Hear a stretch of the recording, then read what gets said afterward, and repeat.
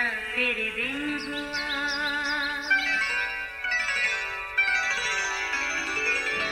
नया फिर दिन हुआ, पुरानी रात का करे सो शुक्र हम खुदा की जात का, खुदा की जात का नया फिर दिन हुआ। आज की आयत, बल्कि अगर तेरा दुश्मन भूखा हो उसे खाना खिला, अगर प्यासा हो तो उसे पानी पिला, क्योंकि ऐसा करने से तू उसके सर पर आग के अंगारों का ढेर लगाएगा। रोमियो 12 बाब 20वीं आयत। अजीज़ों, हमारी ज़िंदगी कुछ आसानियों और कुछ मुश्किलात का मजमुआ है। इन कामों में शायद अपने दुश्मन को मुआफ़ करना नहायत मुश्किल है, इतना कि इंसानी फितरत में कुछ ही % होगा जो एक नुक्ते से शुरू होता फैलता ही जाता है, फिर बेलगाम घोड़े की तरह काबू में नहीं रहता और अंजाम इंतहाई हद को छू जाता है। बाज़-औक़ात बच्चों के मामूली झगड़े बड़ों में दुश्मनी का रूप धार लेते हैं, जो सरासर नादानी है।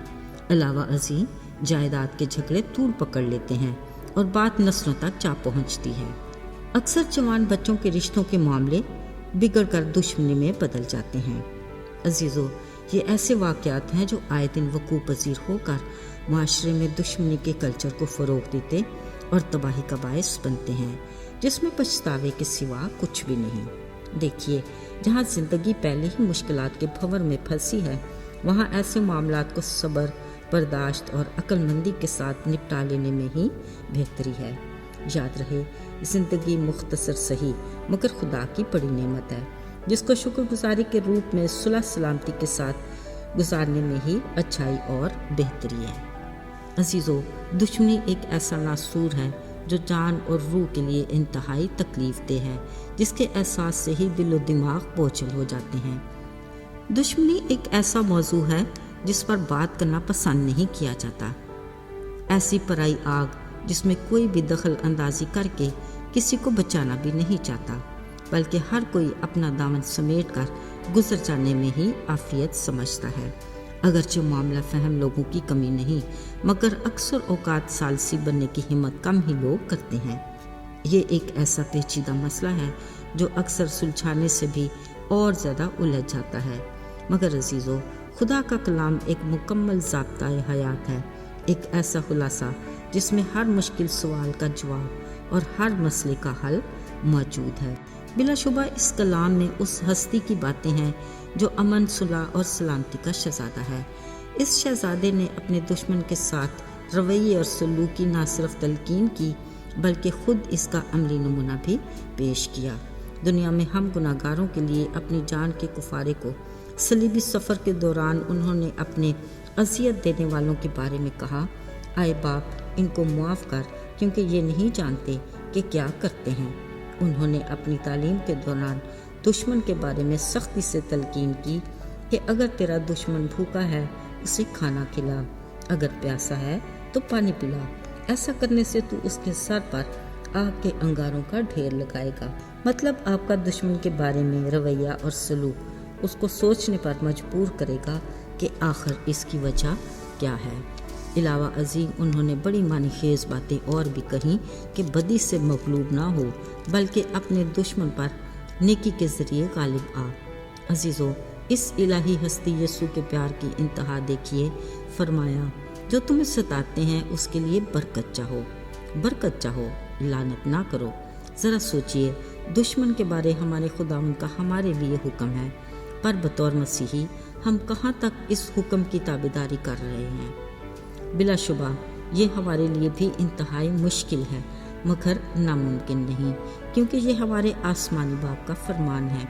बतौर मसीही इसकी ताबेदारी हमारा फ़र्ज़ है, जो ख़ुद अपने दिल में पूरी दुनिया के लिए मोहब्बत और अपने दुश्मनों के लिए मुआफ़ी का जज्बा रखता है। उनकी तालीम मोहब्बत और मुआफ़ी के गिर्द ही घूमती है। वो नहीं चाहता कि जिसको उसने अपनी सूरत और शबीह पर बनाया उनमें से कोई भी हलाक हो। अगरचे गुनाह के बायस इंसानी फितरत में दुश्मन को मुआफ़ ना करने का और इंतकाम लेने का अंसर पूरी तासीर के साथ गालिब है, مگر اس نے اپنی جان کا کفارہ دے کر اپنے پاک لہو سے نہ صرف گناہ کی گندگی سے پاک کیا بلکہ ہمیں اپنی محبت سے ہم نے منفی اثرات کو بھی زائل کیا اور کہا اپنا انتقام نہ لو بلکہ غضب کو موقع دو۔ اس نے فرمایا انتقام لینا میرا کام ہے اور بدلہ میں ہی لوں گا۔ عزیزو، ہمارے خالق خدا آسمانی باپ کی محبت اپنے لوگوں کے لیے بے انتہا ہے، پر اگر ہم حقیقی طور پر اس کی محبت کو جان جائیں تو ہم اپنے سارے معاملات کو اس کی مرضی کے تابع کر دیں گے۔ مگر افسوس کہ ہم خدا کے کام کو تو اپنے ہاتھ میں لے لیتے ہیں، یوں اپنے دشمن سے خود انتقام لینے کی تدبیریں سوچتے ہیں جو سراسر کلام مقدس کے منافی اور اس کی مرضی کے خلاف ہے۔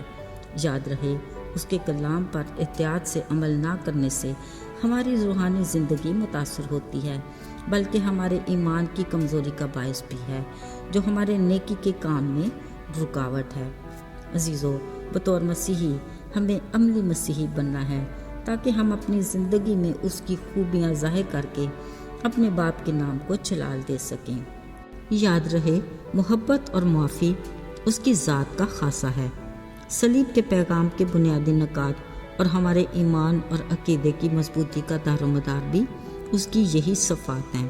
خدا کرے ان کی بدولت نہ صرف ہم اپنے دشمنوں کو مسیح کے پاس لانے کا وسیلہ بنے بلکہ بہت سو میں صلح کروا کے خدا کے بیٹے بیٹیاں کہلانے کے حقدار بھی بنے، کیونکہ اس کا فرمان ہے مبارک ہیں وہ جو صلح کراتے ہیں کیونکہ وہ خدا کے بیٹے کہلائیں گے۔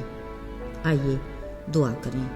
اے خدا، تیرا کلام ہمارے قدموں کے لیے چراغ اور راہ میں روشنی ہے تاکہ ہم اپنے دشمن کی کھڑی کی ہوئی رکاوٹ سے ٹھوکر کھا کر گر نہ جائیں۔ ہمیں رہنمائی عطا کر کہ ہم اپنے دشمن سے ویسا ہی سلوک کریں جیسا تو چاہتا ہے اور جس کا تو نے ہمیں عملی ثبوت دیا۔ ہمیں اپنے نقش قدم پر چلنے کی توفیق دے۔ یسوع کے مبارک اور پاک نام میں آمین۔